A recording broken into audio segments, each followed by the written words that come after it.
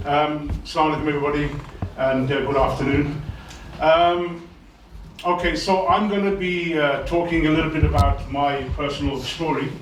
I'm not going to go into all the sort of details because obviously Rafi and Felix have covered a lot of the internal stuff and a lot of the dynamics around radicalization, extremism and so on. What I want to do is I want to take you on a little journey. I want to take you on my journey, and I think that when you hear my story and the sort of journey that I've been on, it will give you a sort of hopefully a different or deeper understanding of what the triggers and the push-pull factors are of why people behave in a certain way, why they would fall into certain things, whether it's extremism, whether it's criminalization, whether it's gangs, and that is. So I'll crack straight on. I'll try to. Does everybody understands English? Okay, yeah. So I grew up in a city called Birmingham. Birmingham is like Gothenburg. It's the second largest city in the UK. I grew up as a young boy in the 70s, 1970s, and for me, my journey started when I was 11 years old. Was it 70s or 50s? Yeah, you can. I'm watching them.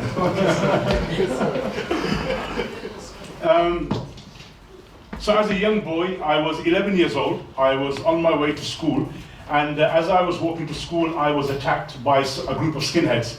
You know, skinheads, these far-right, racist groups. And I'm 11 years old. I was beaten up by these guys. They were grown men. These type of people at the bottom here, doing their Nazi salutes and everything. Now, as I was being beaten up, they were saying things to me like, you effing Paki. Paki is a derogative word for what they call for Asian people. So, like, I'm from Pakistan, so they shorten it by saying Paki, which is like a bad way of saying it. But then they put a swear next to it as well. So they'll say like, you Paki bastard, f off back to where you come from, and so on and so forth. So anyway, that was my sort of wake up call into the world. And I remember that when I came to, because they beat me up, I was knocked out. I was only an 11-year-old kid. There was a guy standing above me, and he gave me his hand, and he helped me up. And as I got up, he said to me, son, welcome to the real world. At the time, I was 11 years old. I didn't understand what he meant by welcome to the real world. And as the years went on, I realized what he was saying to me was that as an Asian, at that time, it wasn't about Islam, as an Asian, this is your life. This is how you're going to be treated here. This is what you have to go through. And from the age of 11, for all of my school life, my whole time was spent around these issues. Because we had a lot of racism in my city in Birmingham, and there was a lot of problems. You never saw gangs of Asian lads, or Asian people on the streets, but there were gangs of white people, white boys walking around on the streets. I'm not saying that every single white person was a racist, but you know what I mean. It was very open, it was very in your face, and it wasn't hidden. It was tolerated by society at the time. In 1981, we set up a gang called the Lynx. That's a picture of the gang there at the top. This has got a pointer on it. That one there. This was probably one of the first gangs in the UK, which was an Asian gang. In 1981, we set this gang up. And the purpose of that gang was not for criminality, was not for selling drugs, was not for wearing our trousers halfway down our backsides, like some people do nowadays. Yeah, it was to protect our streets from these skinheads. So we were fighting battles against these skinheads. That was how I, as a child, grew up. I grew up in a very violent and a very extreme environment as a young person. And I think the previous two speakers also touched on it, that you get to a stage in your life where you realize that at that age, if you want something and you can't get it, you can take it by force. And I always say, especially when I talk to young people, that as a young person myself, one of the biggest problems that I had was I couldn't communicate. I didn't know how to communicate. I didn't know how to talk to people. The only thing that I knew was these. If you want something, you take it by force. Why? I have never went to college. I've never been to university. I have no education whatsoever. Everything that I learned on that street out there, walking up and down with people. That's all I know as a young person. So unfortunately, what that did was, that set me up to a life of hardship. If you don't have any education, if you don't have any skills, what are you going to do? Where are you going to end up? You know the answer to that, don't you? In criminality. Because I want those Nike trainers. I want that Giorgio Armani top. I want that Versace clothes as well. Yeah? I want to go on holiday. I want to drive a big fat BMW and a nice Mercedes. But how am I going to get it? Through crime. Because I can't get a job. Who's going to employ me? I have no education. So, like I said, most of our time was spent around doing that.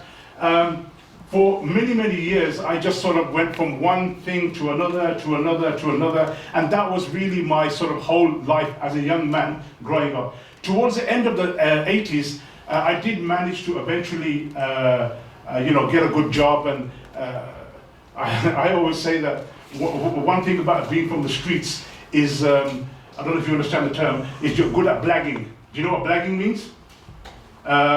You're good at bullshitting. Because you're from the streets, you know how to, wriggle your way in. Gift of gab. Gift of the gab, yeah. So even though I wasn't qualified for the job, but because I had the gift of the gab and I knew how to BS, I managed to get myself in. And I got to a situation where I was working for a very big company in the UK called Legal & General. You may have heard of it. And in the 80s, in the late 80s, and in those days, I managed to work my way up. I had a company car, which was a red Nissan Bluebird. You don't even know what a Nissan Bluebird is yet. The older guys probably know what it is. Yeah, it was a lovely car, man. I'm telling you, it was red in color. I thought it was a Ferrari, because it had electric windows, it had power steering. I had a mobile phone that you used to put on your shoulder like a handbag. Does anybody remember those kind of phones? Yeah, the older guys do. They used to wear it on your like a computer bag. That was the phone. So I used to have one of those in the 80s. Can you imagine?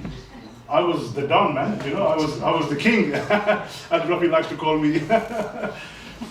But prior to that, unfortunately, this lifestyle did eventually lead for me to go to prison in the UK. I spent a few years in prison in the UK as well for the kind of lifestyle that I was living. And then when I came out, I tried to obviously sort myself out. There's a lot more things that have happened in that time, but we are going to have a questions and answer session, so you're more than welcome to ask me any particular questions that you want, or anything specific that you want to know about. We can talk about that as well. So I'll just go through a few more things. Politics is something that we're talking about triggers, and we're talking about what they call, in the scientific world, cognitive reactions that are taking place. This means that these are events or things that happen in your life that trigger or push you in a certain direction or push you in a certain kind of way or make you think about things that you never thought about before. So for me, one of the triggers which sort of got me thinking more towards politics was something called the Satanic Verses. You probably never even heard of that, especially you younger people here. Satanic Verses was a book written by a guy called Salman Rushdie in the 1980s. And in this book, he wrote a lot of really bad things about Muslims. He insulted Islam, he insulted the Prophet, his wives, and all of that sort of stuff. Now, at that time, I wasn't a practicing Muslim in the sense, I was a Muslim by name, but I never used to pray 5 times a day, or I didn't know anything about my religion. My name was Shahid, my parents were Muslim, and I'm a Muslim, okay, and that was about it. So I didn't understand anything else other than that. I would pray the 2 Eid prayers in the year, and that was about it. This guy came along, and it caused a big uproar in the UK.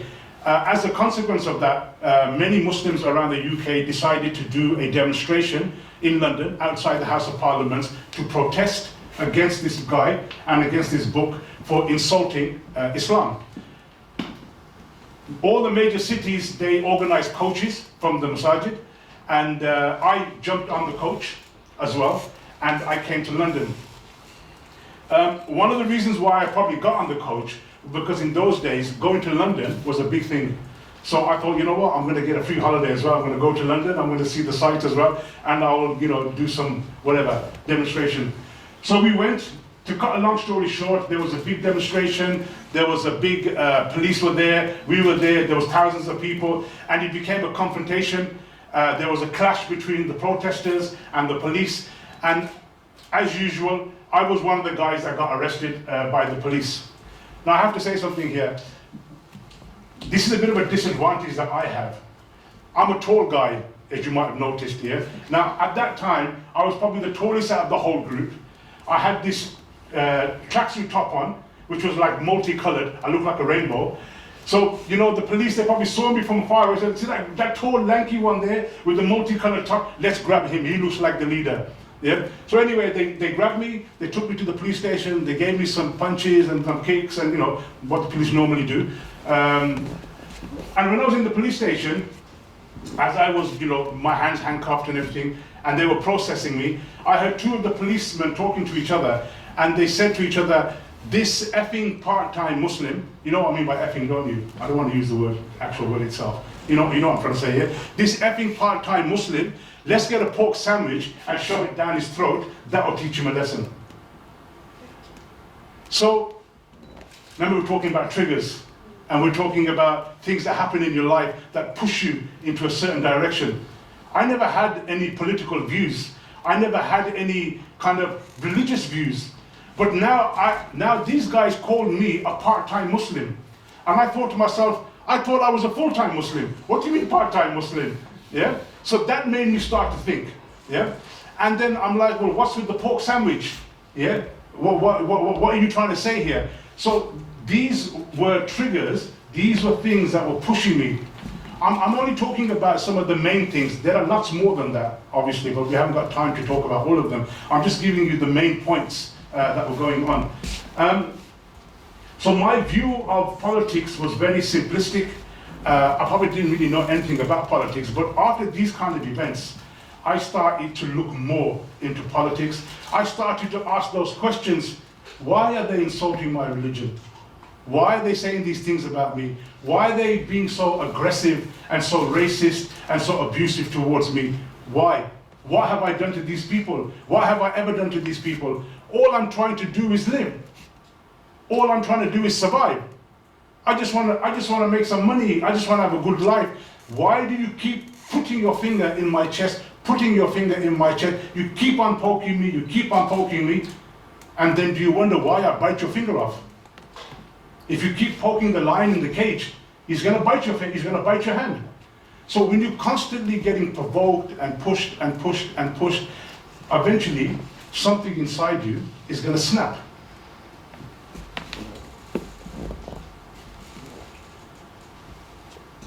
Towards the end of the 80s, the early 90s, I started to ask a lot of questions about my culture, about my religion, about myself. I did what's called, and I think some of you young people here, you probably haven't got to that stage yet, but the older people here have probably got to that stage. It's called going full circle. You know what that means? Going full circle? What it means is that you started somewhere in your life, you went all the way around, so it's like you had no money, you had no prospects, you had no future, you went all the way around, and then you started making some money, you had some future, you had some prospects, you had things going for you, and then you lost it all, and now you're back to where you started again. It's called going around in a full circle. And you stand, and you say to yourself, I've been here before. Why is this? Is this my life? Am I just going to go round and round like a dog, chasing its tail, and not being able to catch it? Is this my life? So that, for me, was a turning point. You know, when I started to think, I started to ask myself, what is the purpose of my life? What am I doing? What is the reason for me to be on this earth? And obviously at that time, I started to look into my religion, into Islam. For me, in my personal journey, that was my turning point. That was the point where I then realized that my culture, my religion, was something that I needed to understand, something that I needed to be proud of, something that I needed to embrace rather than trying to run away from it. Islam for me turned me from somebody who was a very aggressive, a very angry, a very violent person, and it made me into somebody who was, well, I wouldn't say I'm still a bit calm, I could still be, but you know, I'm still trying. But it changed my life. It changed my perspective. It made me start to realize that I could not carry on in my life in this path, because either I'm going to end up dead or I'm going to end up in prison for the rest of my life, because this is not the way for me. I can't, this gangster, roadman, bad man kind of lifestyle is not the lifestyle that I want. It's not the way for me to carry on. So for me, for my personal journey, that was a turning point for me. I started to learn more about my religion. I started to read the Quran. I started to read the Hadith. I started to read the Islamic books. This is pre-internet days. So there was no internet shit, Google, you could go on to find out what's going on. You had to physically go to a bookshop and buy books, and you had to read them. And I started to read, and I read, and I read, and I read. And one thing, you know, it's a bit of a cliche that people always use, knowledge is power. Truly, truly knowledge is power. But knowledge is only power when you act upon that knowledge. Otherwise, you are just a donkey carrying books on your back, but you have no benefit. That's the only analogy I could think of. Knowledge is good, but you have to implement that knowledge. Is that true? Yeah? So in the early 90s, you know, I started to change. You know, and I have to say, prior to that, prior to my changing and becoming more religious, to a certain extent, you could probably say that I was a racist. Because I didn't like white people. Because all my life, all the white people that I ever met just told me I was a Paki and to F up to your own country and go back to where you came from. Which is a bit strange because I thought I came from Birmingham and I didn't understand what they meant, go back to where you come from, but I come from Birmingham. Where do you want me to go back to? But, so I was racist towards them. I didn't like them. Even today, you know, I mean, I don't say this out of, you know, because I'm happy to say, but I don't really have white friends. I know lots of white people because of the work that I do. I have white colleagues that I work with, you know, and obviously over the years I've developed relationships, but I don't know white people as in from when I was a little kid, who I grew up with, who we used to run around on the streets with. I don't have that kind of relationship with white people because all the white people that I saw were aggressive towards me and hated me. So I had the same hatred towards them as well. I reciprocated whatever they gave me, I gave it back to them. But when I started to practice as a Muslim, I realized that my religion teaches me that you can't judge a person by the color of their skin. You can't have this kind of attitude towards people. Islam taught me that I have to respect people. I have to respect their culture, their religion, their way of life. It might not be your way of life, but that doesn't mean that you criticize them. In fact, there's a very, very you know, strong verse in the Quran that says that do not insult their gods. Because if you insult their gods, what will they do? They will insult yours. Isn't this a blueprint for having harmony in a society? You know, that don't insult other people, don't ridicule other people, and then they won't do it to you. It's simple. I went for Hajj in 1991 with my mother, and I think that was probably the icing on the cake, as they say, you know, as far as my spiritual journey and my finding myself. And I started to, you know, from there on, I started to move and try to become a better person and try to improve myself, and I try to help other people. And even in the 90s, I used to do a lot of work with young people. I was a mentor then. I used to, you know, help young people get out of gangs and criminality and drugs and all that. Obviously, having come from that background myself, I understand gangs, I understand drugs. I used to take drugs myself. So I understand, I know the, you know, the situation and the issues that people go through. Now, this is where there's going to be a bit of a twist in the narrative. In '92, I was given a video cassette, And this video cassette was called Massacres in Bosnia and Croatia. You gotta tell them what a video cassette is. Yeah, I was gonna say, yeah. Do you know what a video cassette is? Yeah, of course. Yeah? What is it? TV tape. Yeah, how big is it? Just like That's the one. He knows, man. He's older than he looks. Yeah, this is before CDs and DVDs and all that. It was a big, like a brick. You should put in the VCR, and you used to watch it. The older guys know what I'm talking about. So I took this video cassette home, and I put it in my VCR, which is what you would call a DVD player today. And it was titled Massacres in Bosnia and Croatia. Now, you know, you've heard of Bosnia, haven't you? And you've heard of Croatia. So obviously in the 1990s, there was a war going on. Now, at that time, I didn't even know that there was a country called Bosnia. Yeah, I had to go to a library. Remember, pre-internet days, yeah? I couldn't Google search it on my phone. I had to go to a library. I had to get an atlas. I had to open the atlas. I had to look under the index, Bosnia. Yeah, but actually, I was told it's actually under Yugoslavia, which was the name of the place. Then obviously they split up. Anyway, so I found out about this place. I watched this video. Now this video, in today's terms, the kind of stuff that you guys watch now, the kind of games that you play now, the kind of YouTube videos that you watch, these, you know, it's probably quite tame. You're probably more used to it. But for me, I grew up playing Space Invaders, you know, and Pac-Man and things like that. That was the limit of our, you know, stuff that we used to do. This video that I watched, I don't want to go into all the details because there's women here and there's young people here, but this was a very horrific video. Uncensored, raw video of dead people, of the atrocities that were going on, the genocide that was taking place in Bosnia. I was shocked to the core. And I remember, and I have never forgotten because it's imprinted in my subconscious, what I thought at the time, and the thing that I said to myself was, how can one human being be so evil and barbaric to another human being? Which human being even thinks about doing things like this? I couldn't understand it. I couldn't get into my head that can you actually do this to another person? Do people really do these things? Or is this just like a horror movie? But it was really going on.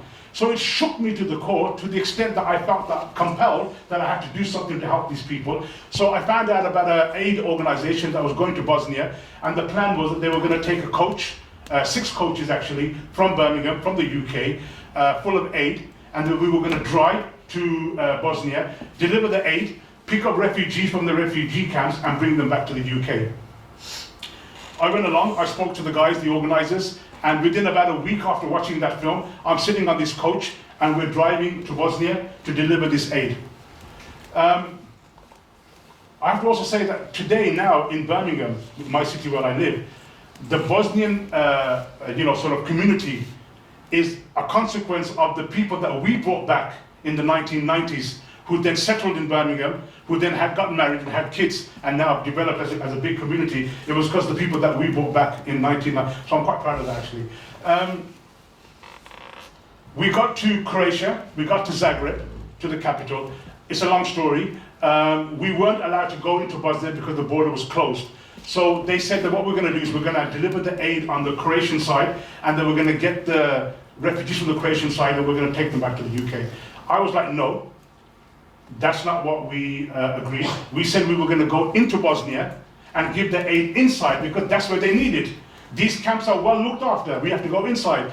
So anyway, I got into an argument with them, a disagreement, and I'm quite hot-headed. You probably might have noticed. Then I said, look, I don't want to work with you people anymore, and I just sort of, went off in a bit of a, huff and a puff. I got introduced to another guy who was from London, who was a private organization, who I was told was getting into Bosnia. So I started speaking to him over a coffee, and I said, well, how did you get into Bosnia? Because these guys can't get in. He said, well, I have local Croatian and Bosnians who work with me, and they will smuggle us into Bosnia. I said, can I come with you? He said, yeah. So literally, in a 2-hour conversation over a few coffees, yeah, I'm sitting in this vehicle with this guy, and we're being smuggled across the border into Bosnia. We got to a town called Travnik in central Bosnia. We were diverted to a school which which had been used as a refugee center. We were given a room like this. We brought all the aid out of the vehicles, we put it inside the room, we got a table, we put it by the door, and the organizers of the refugee camp brought all the refugees, the mothers and their children, they lined them up outside in a line, and I was tasked with the job of handing out the food packs. So I'm standing there, I'm handing out the food packs, I'm handing out the food packs, I'm handing out the food packs, and we did all of that. We handed everything out. And I was very happy with myself, because, you know, finally I'd done something good, you know. From being a street thug to going to prison, you know, our parents, my son's going to be a doctor, my son's going to be a lawyer, my son's going to be a barrister, and this son was a thug, you know, who didn't really do anything. So I felt quite happy that I've actually done something worthwhile in my life. But my happiness was very short, because when I came outside of the room, there was still a long line of mothers with their children, and I had to walk past all of them. And I didn't understand the language, but I knew what they were saying. What about us? You're not going to give us anything. When I got to the end of the corridor, you have to understand that at this moment now, I'm in a roller coaster of emotions. You know, it's one thing when you see on the TV, when you see refugee camps, and you see it and you go, oh, poor things, and then you flip it over and then you put MTV on or something like that. But when you're physically there, and you smell the smell of death, you hear the screams of the babies, you look into the eyes of the people and you see no hope in their eyes, and you see fear and terror, it overwhelms you. And I was in a completely overwhelmed state at that time when I saw all of this.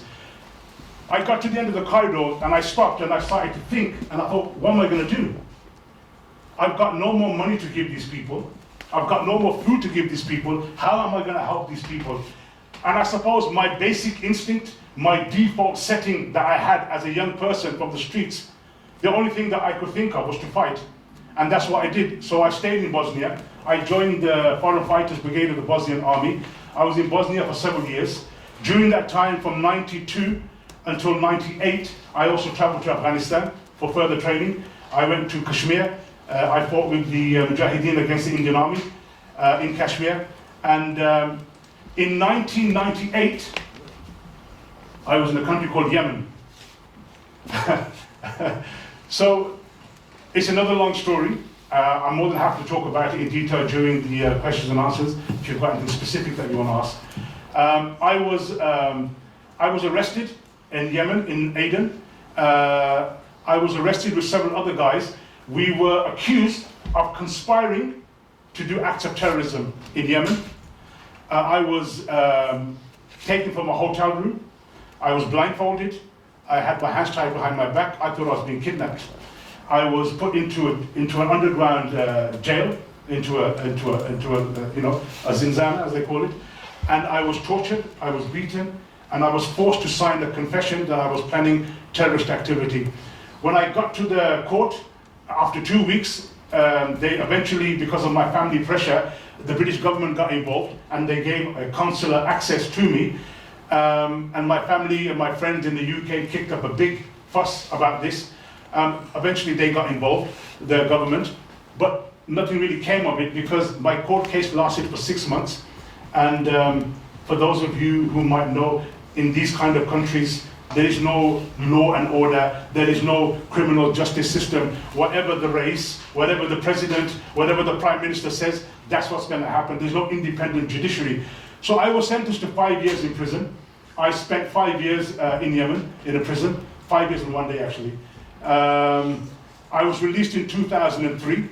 And from 2003 until today has been obviously a whole new chapter in my life. I came after 9/11, so when I came out, the whole world has changed.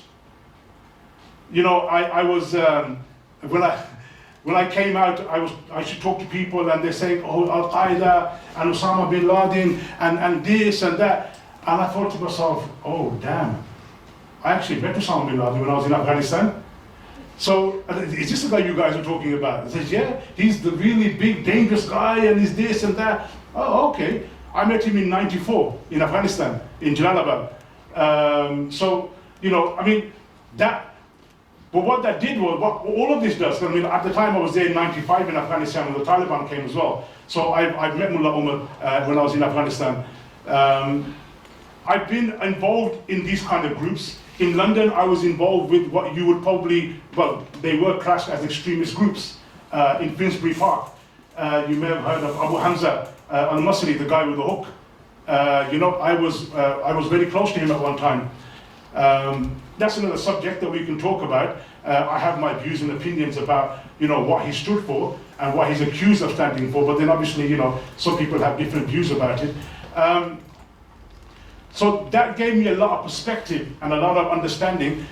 When I came out, I had to now reconnect with my family. I had 5 kids, which I hadn't seen. So I had to now, I left my kids as young children. When I came out, they were like you, they're teenagers. And you know how problematic you teenagers are for the parents here. So you can imagine being away for 5 years. Now my kids are grown up, almost, you know, without a father. So I had to reconnect with them. Financially, I was broke. I didn't have an education, as you know. I've got no skills. Nobody was going to give me a job anyway. Now I have this stigma attached to me as this guy is a terrorist and, you know, he's been to prison and all that. So definitely nobody's going to give me a job. You know, and so I had to, my friends didn't want to know me. You know, you know, people around me, oh, this guy's dangerous, this guy's, you know, blah, blah, blah, whatever. So I had to contend with all of that as well. So I had to, you know, sort of reinvent myself. I had to ponder over all the things that I did. My change had already started when I was in prison. One thing that prison does, it gives you a long time to think about things, especially when you're in solitary confinement, because I spent a lot of time in solitary confinement. So when you talk to the walls, eventually you have to, you know, you can only talk to the walls for so much. Then you start talking to yourself and you start thinking and you start, you know, what they call reminiscing and reflecting on your life. And you look back at all the things that you've done, all the thoughts that you had, all the ideals that you thought, all the people that you thought were your heroes, all the, you know, these fanciful ideas that you had in your head about changing the world and being this, you know, great person, gonna do this and gonna do that. And then the reality sets in and you realize, well, okay, maybe that's not exactly how it's gonna be. Maybe I need to rethink my strategy. And that's what I did. And I realized that, okay, I think I've made some mistakes here. I made some severe mistakes. I've misunderstood, I've misinterpreted, I've misread or miscalculated the situation, and I need to now readdress that situation. So what I did was I started to sort of try to get back into the stuff that I used to do, you know, working with young people, and I started a few businesses, and some worked, some didn't work, and so on and so forth. But about 7 years ago, I started to become more publicly vocal in the work that I do. And the reason for that was ISIS, was Daesh, whatever you want to call them. And the reason why I felt that I needed to come out in the open and to talk about this group and to expose this group for the criminals and the Khawarij that they are is because I had actually had confrontation with these people when I was in Bosnia and when I was in Afghanistan. They weren't called ISIS then and they weren't called Al-Qaeda then. Take away the name, the ideology has always existed. It's this, you're either with us or you're against us, this Khawarij mentality. I had a lot of encounters with these kind of people to the extent where I'd had guns put on my head by these guys because I disagree with their minhaj, with their methodology. The only reason they didn't kill me was because my gang was bigger than their gang over there. You know, and obviously because Allah was protecting me, it wasn't my time to die. But, so I felt that this narrative was a very, very powerful narrative that if we don't deal with it and if we don't confront it, it's going to catch a lot of fish. It's going to catch a lot of people, which is what happened. So I started to become more vocal. I started to speak out more. It caused me a lot of problems from within my community, from within a certain group of people who looked at me as somebody who was, you know, oh, you know, why are you doing this? You know, you're giving Islam a bad name. Just forget about it. Put your head in the sand. Let's not talk about this. And no, we have to talk about it because these people don't represent my religion. And if we don't talk about it, who are these young people going to talk to? Where are they going to get their information from? Why are so many young people following the propaganda of ISIS? Even now, even today, after all what's happened in the work that I do, I still meet, not as many, but I still meet people who have some sympathy towards ISIS. Can you imagine that? After all what we know, after all the atrocities that we've seen, after all the beheadings, after all the crazy videos that have come out, there are still people who think that no, ISIS have a point. And they try to validate it. So our work is not finished. We still have a lot of work that we have left to do. So I started to get involved in that, and alhamdulillah, everything sort of snowballed from there. I started doing local community centers and the local mosques, and it sort of expanded from there. And now, I travel the world. I go all over the country. I go all over the world. I deliver workshops, seminars, and I talk about these issues. I train people to understand this, whether it's the police. I sit on many police, steering committees in the UK, counter-terrorism as well. I also engage with them, and I try to advise them and help them to how to understand and how to deal with this issue. And that's what I am today. And after all that journey, I'm standing here today in Gothenburg, talking to you lovely people, and sharing my story with you. So that's just a brief summary of my 54 years of my life in about 20 minutes. Not bad, is it? 20 minutes. I've left all the juicy bits out, but yeah. I think, when are we going to have the Q&A? No. Yeah? You can, if you want to have a chair, sit there on stage. If you want to ask some questions, you can ask Shahid.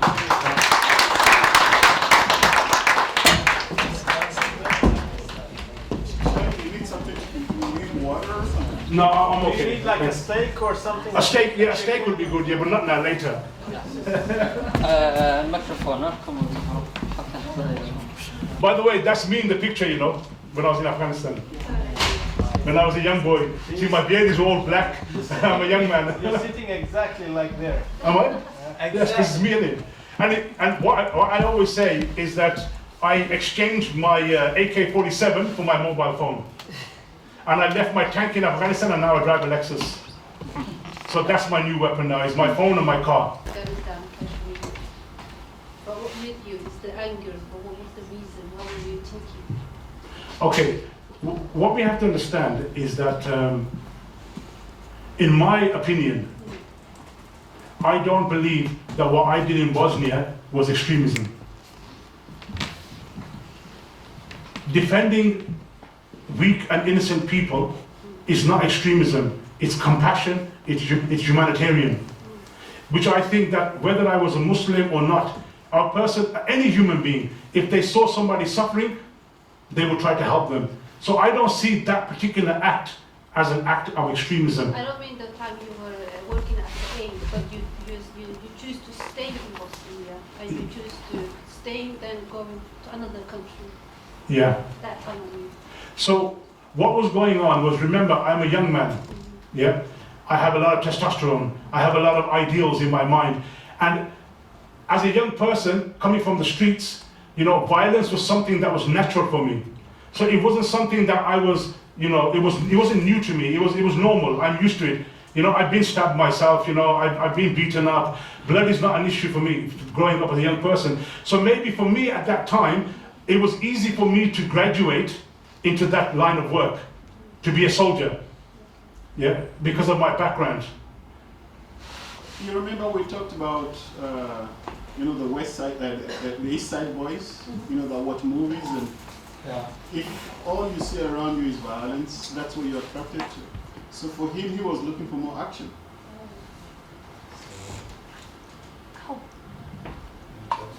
Yes, brother.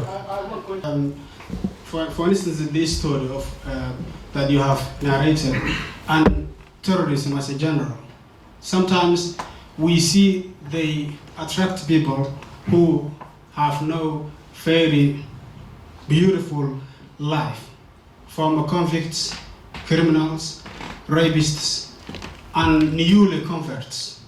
So that people who, as you said, know just the violence as a lifestyle, end up going to them and then kill people or force people, all kinds of bad deeds or bad things. So in their eyes, they need just to attract the people. But what is ideal about that? Look at the way that they use their propaganda. They use a lot of images from video games, from Call of Duty. You know, they use a lot of phrases and terminology. One very powerful thing that groups like ISIS have is that their recruiters are not from the village. They are from the streets. They understand the language of these young people. They understand their mentality, the way of thinking. You know, now in the UK we have this big debate going on about that girl, the young girl, she was 15 years old when she went to join ISIS and she got married over there. Now she wants to come back, she's 19 years old. Yeah? You know, how, you know, she's from a middle class family, an educated family. How did she become groomed and radicalized to go all the way? You know, even I think to myself sometimes, how would I get to Syria now? You know, it's not that simple. How did a 15-year-old girl go from London all the way to Raqqa in Syria? So the dynamics have changed. Yeah, the way that recruitment has changed.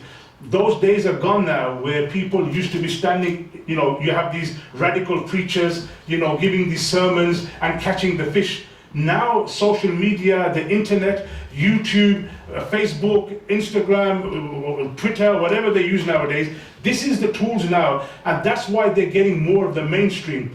Also on top of that, you have a lot of people who are disenfranchised, who have no sense of belonging, who have no stake in the society that they live in. They work hard, they study hard, they do everything that they're supposed to do, but they still don't get the promotion. They still don't get that opportunity.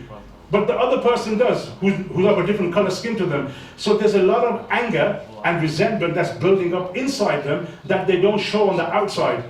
And all it takes is somebody with a bit of charisma, somebody with a bit of understanding, and he can throw the hook and he can catch them very easy. He just has to empathize with them. Yeah, I know, I understand what you're going through, I understand the problems that you have. I had this. It's like my story. You know, I mean, I'm not trying, I mean, it's a fairly convincing story, isn't it? It's quite a powerful story, yeah? You know, I used to be a recruiter myself in the 90s. I was a very successful recruiter. But I didn't recruit people to go and kill innocent people. I have to make this distinction. Yes, I was a recruiter, but I recruited people to go to Bosnia, yeah, to fight against the Serbs. I didn't recruit people to go and kill people on the bus or on the train or on the airplanes, because I don't believe in that. I think that's a coward thing to do. I was different. I was a soldier and we were fighting in a war. It's a battlefield, it's different. So I understand the pull factor. I know how easy it is to catch these young people. That's why I believe that I'm effective in the work that I do when I travel and I talk to young people, because they can connect with me. Because everything that I'm going through, they're also going through it. And they understand it. That's why when you talk about, you know, you talk about why mainstream people being affected, because we, society, are not actually looking deeper into what the problem is. Just because the guy looks calm and he looks happy, it doesn't mean that he's happy inside. All it takes is one little push and he will go over the edge. I hope that answers the question. Well, thank you very much for your presentation. I'm actually glad that this group is hearing your story, because this group is also, in this project, focusing on solutions.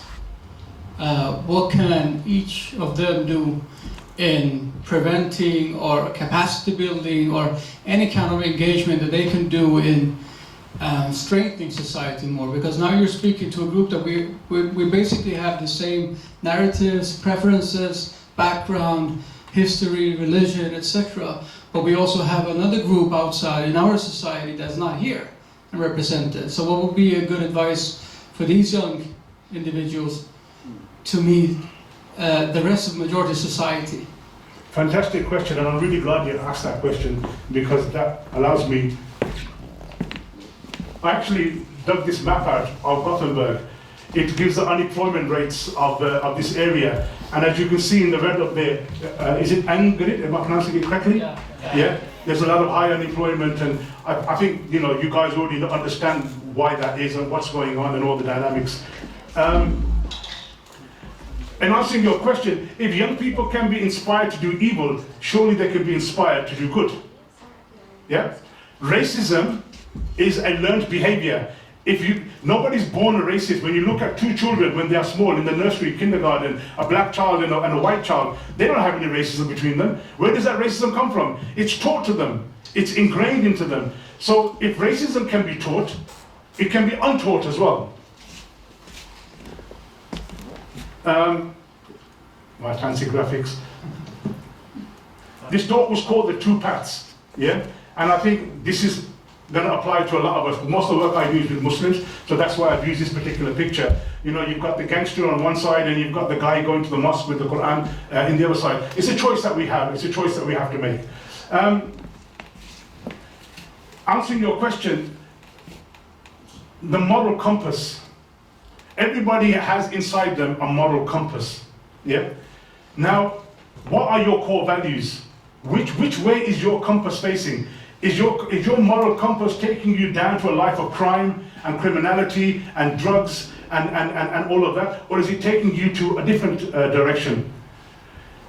Today I find with a lot of young people that their moral compass is really confused. You know, like in the film sometimes, the compass is spinning around and around and around like this. That's how a lot of young people are now. They're confused. Yeah, they don't know which way to go, whether to go this way or to go that way. This guy's saying this, the imam for the masjid is saying this, the guy at the community center is saying this, my mom and dad are saying this. Yeah, am I Swedish? Am I Muslim? Am I Somalian? What's my culture? Which team do I support? Blah, blah, all of these sort of things.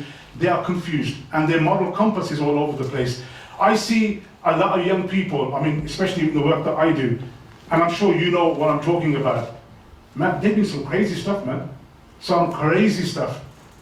Things that I couldn't even understand. I don't want to go into it, yeah? It's so disgusting. And I'm thinking, why are you doing this? But why? Why have they gone down to that? And I think I did mention it before. It's about changing your paradigm. All that is a fancy word for changing your situation. We talk about solutions. Solutions mean that just because you are born in a situation, it doesn't mean that it always has to be like that. Just because you are here in this situation, it doesn't mean that things are never going to change. Of course they're going to change. Look at my life. Look where I started from, an 11-year-old boy being beaten up on the streets, yeah, not having any education, going to prison, doing all of these things, and today I'm standing here now and I'm the expert. I changed it around. I took a negative and I turned it into a positive. And you can all do the same thing as well. Change your paradigm, change your circumstances, change the environment around you. If you're hanging around with negative people, if you're hanging around with people that are taking you in the wrong direction, tell them, hasta la vista, baby. See you later. I told you you're Arnold, man. Tell you later. I'm not interested. I'm not going down that route as you guys. I want to make something of my life. I don't need that kind of negative peer pressure around me. Change your paradigm. Motivation and passion. This is very important. You're not going to change anything in your life if you don't have motivation, if you don't have passion. Whatever it is. You want to be a football player, you want to be a ballerina. I don't care. That's your business. Do what, but go for it. Do it. Don't hold back. If you push hard enough, you can do it. Don't think that this is it now, I'm just stuck in Gothenburg and in that area and that's where I'm going to be for the rest of my life. No. You can become doctors, you can become businessmen, you can become entrepreneurs. Why can't you be the CEO of Google? Why can't you be the CEO of Microsoft? Of course you can. Nothing is beyond your limits. But you have to change your paradigm, you have to be motivated, you have to have passion, and you've got to go after your dreams. This is a thing called poverty of aspiration. This is one thing that we suffer from a lot in our society. What poverty of aspiration means is that we've given up before we even started. We have this negative attitude towards our life. I talk to young people in the UK, and I'm like, yo, so what do you want to be when you grow up? Don't know. Have you got any plans? Nah, I don't know. Yeah, I might be a taxi driver, like my dad. I'm like, you want to be a taxi driver? Yeah, or I'm going to get a job in a chicken and chips place, selling chicken and chips or burgers. Is that your aspiration? But unfortunately, the society that they're in, the environment that they're in, the people that they hang around with, that's as far as their mentality goes. So they have what we call a poverty of aspirations. They're not actually poor, but they're poor in their mind, and they need to come out of that. And how do you come out of all of this? In the answer to your question is, this is the key. Education is the key. Not being a roadman, not being a gangster, education is the key. I cannot stress it enough. It's your ticket out of this situation. You have to be, and I don't mean just getting a primary school or secondary education. You got to take it to the top. You got to, if it means going to a PhD, a master's, whatever, you have to, because you live in a society in Sweden. I was reading some statistics. Sweden, out of all of Europe, is the country that spends the most in research and development. What does that mean? That means that that's where there's a lot of prospects. But how are you going to get into that if you're not educated? So you need to become the scientist. You need to be the person who develops the next innovative thing. And how will that help you and your community? When they see a brown face, a hijab wearing, a guy with a beard, you know, creating and developing some successful new drugs or some scientific innovation, how will that reflect back on your community? And how does it reflect back when they see a guy looking like me, blowing up an airplane or selling drugs on the street? That has a negative impact. The solution is that we've got to give positive impact into society. You, young people, have to go out there and give that positive impact. Let them see you don't have to abandon your religion. You don't have to abandon your culture. You don't have to abandon who you are. You can still be a Muslim, and you can be Swedish, and it's been said before, and you can be a scientist. And you can be a research and developer. You can be a doctor, you can be a barrister, and you can maintain your culture and your religion, and embrace the Swedish way of life as well. A bit of a long-winded answer to the question here, but yeah. If I were a young man and met a recruiter who says,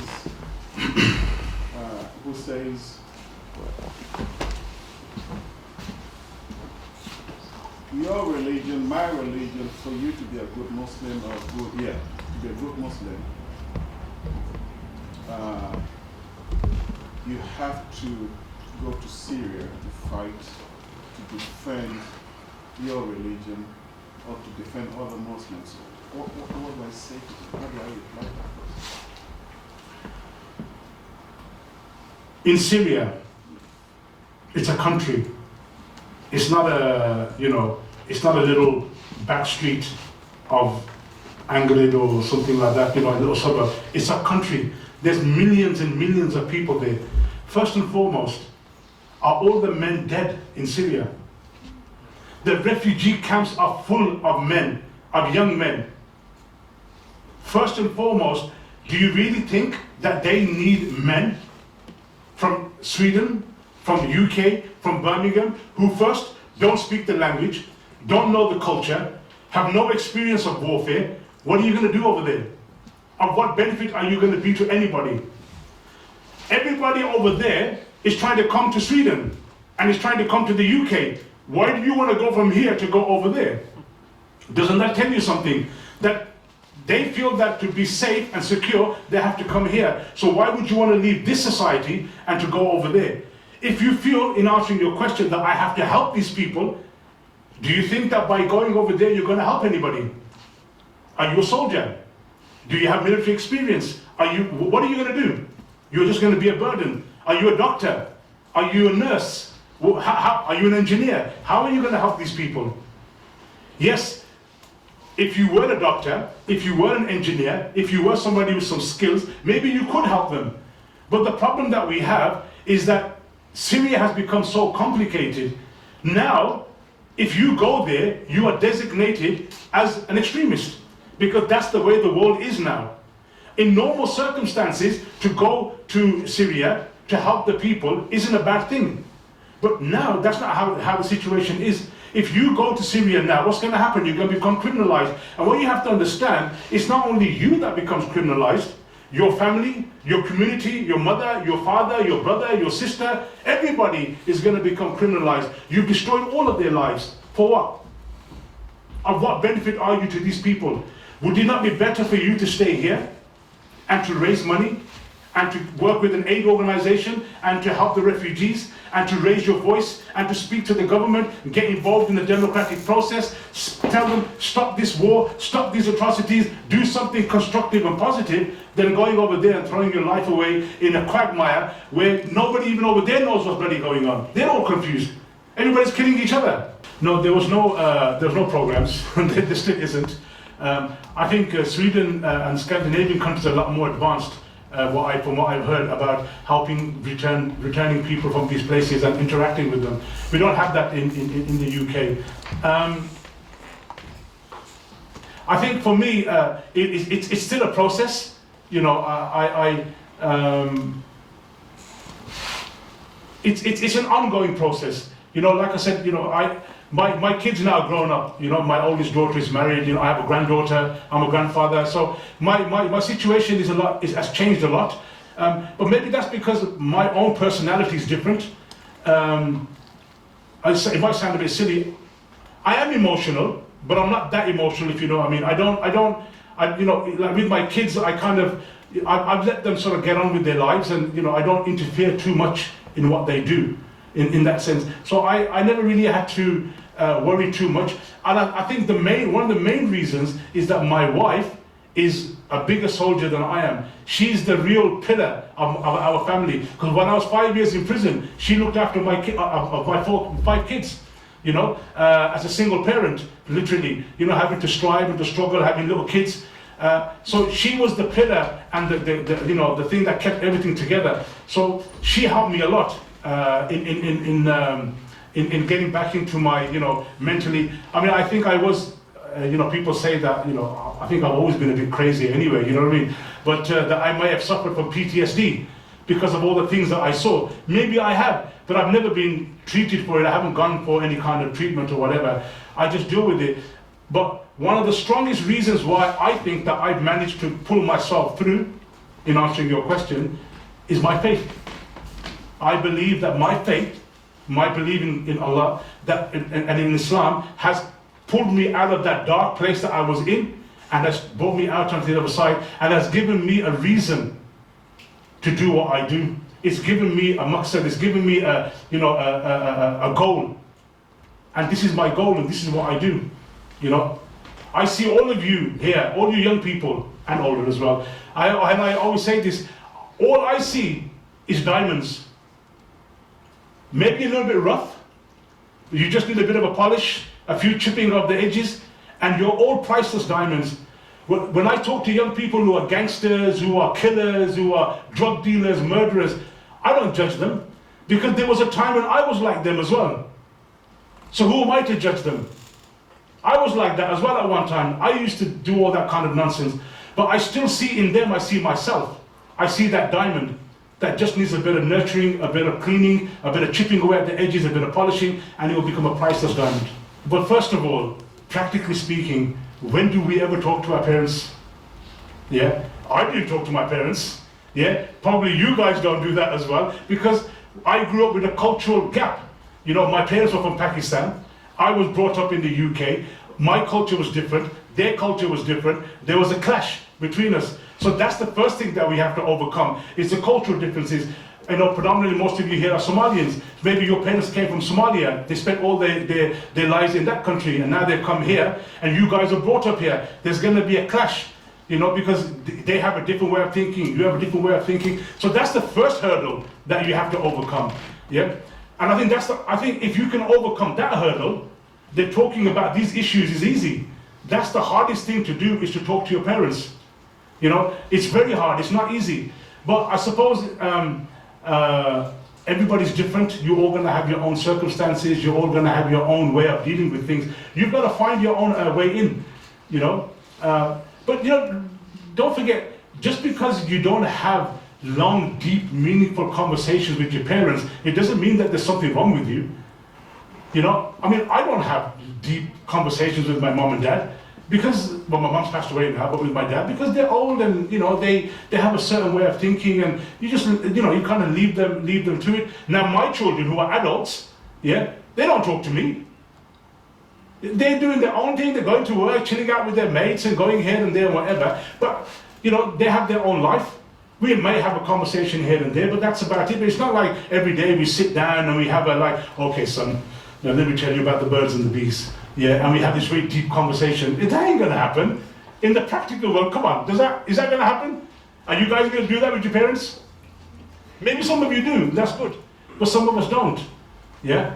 So it's a difficult one. Everybody has to deal with it in their own individual way and look at it. But I do accept your premise that conversations do have to be had because times have changed.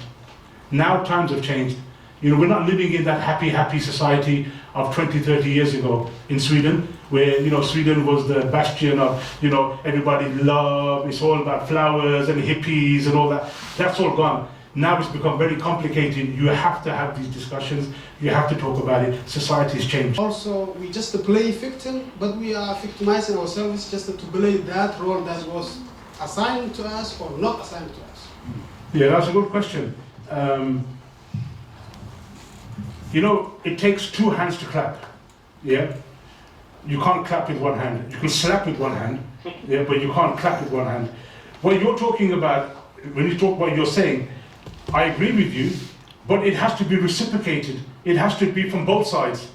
I'll give you an example. In the UK, we're accused of having ghettos in certain areas, yeah, of the UK that are all just Asian people live there. There are no white people, no English people living there. Yeah. Okay. So let's go back a little bit. I can tell you that in those areas, 20, 30 years ago, they were all white areas. We didn't find an area in the UK that was uninhabited and all my uncles and my aunties just came and started to live there. No, they were areas that were already being lived in by white English people. But you know what happened? They left the area. We never told them to leave. They left of their own choice, and then it became Asian, Muslim, black areas because the white people left. Why did you leave? Who told you to leave? Are you telling us that we are so powerful, we are big gangsters, that we forced you out of your own country? I don't think so. We never isolated you. You isolated yourself. So when I said about two hands to clap, they were just clapping with one hand, and they were just slapping us. They weren't clapping. So those areas that you're talking about, we haven't chosen not to integrate. They chose not to integrate. Now we are just paying the price of that. But at the same time, I do agree with you that we don't do ourselves any favors. I accept that. But also we have to understand, are we talking about integration or are we talking about assimilation? There's a big difference. There are voices that want us to assimilate, to abandon everything. If they could give us a chemical or a cream that would even change the color of our skin to make us more assimilated. But it's not going to happen. There are biological differences that you can't change. It's as simple as that, you know? So, yes, and I do accept what you said, that there are people in our community that do play the victim, that use that to blackmail other people, to get benefits and to get some kind of, you know, position or whatever, to constantly play the victim card all the time. And I do accept that as well. But we have to find the balance in between. I have a quick question. I'm a student, a full-time student, and living in Gothenburg, I've seen some signs of cruelty. I've seen people getting shot, not physically, but I've heard it. Mothers and cousins and different people have told me what happened. And being a person who doesn't really, I'm not affected by the poverty of aspirations. I'm a person who aspires for great things. But the thing is, some people who are not particularly involved with what is it called, gangs, and people who aren't really directly connected to gangs and stuff like that, and witness cruelty and people who are, for example, who are students. There was a Somali man who left the Gothenburg mosque, and he was praying at Isha, and he was returning home, and then he got shot. And after that, we heard that he was a student, he was planning his master's, and he wasn't a person who were supposedly being involved with gangs and criminality and different things like that. So what would you give like piece of advice to a person who's a student and witness cruelty in society, and sometimes you can feel some sense of hope, you think that you're losing some hope because you're seeing people who are aspiring to great things and getting shot and being killed, all for being great people? I mean, these are traumatic experiences that you're talking about. All I will say to you is that you have to understand something. You, as young people, this is what makes you into who you're going to become. Going through adversity and hardship make you into the man or the woman that you're going to become. Do you think that life is just going to be all cotton wool and roses? Do you not think that you're going to fall down and you're going to scrape your knees and you're going to get bumps and you're going to get bruises and you're going to see things that you don't like? But hey, that's life. That's the reality of life, you know? But that's what's going to make you who you are. That's what's going to make you rise above it. You know, the Prophet, peace be upon him, said that when you feel depressed and when you feel, anxious and you feel like, you feel down, look at those who are less fortunate than you. Then you will realize how lucky you are, how much you have. Go and have a look at a refugee camp and have a look at those people whose parents have been killed, whose mothers have been raped, and who are living in that society. But look at them, they still carry on. They're still trying, they're still working, they're still moving, they're still trying to better their lives. Our lives are much better than that. We may have seen lots of bad things. You've seen bad things. I'm sure other people have seen bad things. I've seen bad things. But that shouldn't define us. The evil and the bad things around us are not our teachers. I think it's a very famous phrase of Mukhtar, who was the great mujahid who fought against Mussolini in Libya. And when they captured the Italian soldiers, his men said to Mukhtar, we will have to torture them because that's what they do to us. And he said the famous words, Mukhtar, he said, they are not our teachers. So this negativity that you see around you, that's not your teacher. I hope that answers the question. And I have a personal question for you. I was wondering, have you ever thought of how your life would have been today if you haven't experienced everything you did? Yeah, I mean, I often get asked about my regrets. To be quite honest, I don't really have any regrets, simply because as a Muslim, I believe that it's Qadr Allah. It was destined for this to happen to me. It was my destiny. So for me to have a regret is basically going against that destiny that was written for me for it to happen. If I have maybe a slight regret in a different sense, it would probably be that I didn't get an education. Because I had to struggle really hard, in my life. Even when I started to practice and I started to read the Quran and the books, I couldn't even read the English. It was so complicated. It was really difficult. I had to get a dictionary, and I'd have I have the Quran in one hand, I'd have a dictionary in the other hand, and I was trying to work out what these words mean. So if I have a slight regret, it's not having an education. I feel that it probably would have made my life a little bit easier if I was able to be a bit more educated, have a bit more of a systematic approach to things. As I'm constantly told by my friends and colleagues, one of my biggest downfalls is that I'm not structured, I'm not organized.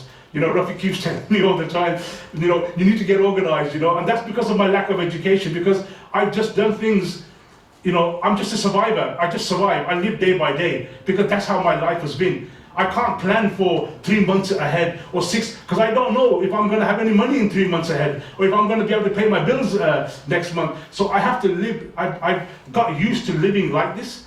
So maybe if I had some education and I had some kind of a skill, maybe if I was a carpenter or an electrician or a mechanic, I would have a safety net that I could always fall back on. But I don't have that.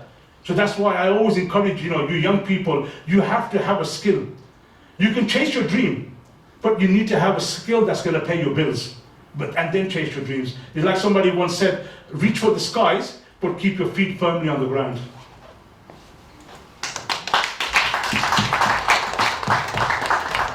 You're welcome. Thank you very much for listening.